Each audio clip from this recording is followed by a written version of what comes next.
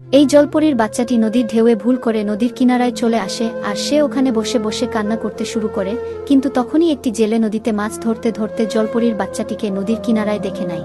এরপর জেলেটি জলপরীর বাচ্চাটিকে ধরে নিয়ে তাকে একটা ট্রাকে করে শহরে নিয়ে যেতে শুরু করে। তখনই জেলেটি জলপরীর বাচ্চাটিকে শহরের মধ্যে এনে তাকে একটি বিশাল জাদুঘরের কাছে বিক্রি করে দেয়।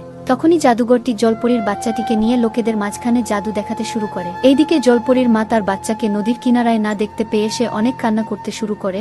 এরপর জলপরীর মায়ের কান্না শুনে ওখানে একটা বাদর আসলে মা জলপরীটি বাদরটির সাথে সবকিছু খুলে বলে। এইসব শুনে বাদরটি তাড়াতাড়ি তার বাইক নিয়ে শহরে ওই জাদুঘরের ওখানে চলে আসে। এরপর বাদরটি শহরের জাদুঘরের কাছে এসে তাকে ধরে লোকেদের মাঝখানে মারতে শুরু করে, আর বাদরটি জলপরীর বাচ্চাটিকে নিয়ে জাদুঘরের ওখান থেকে চলে আসে।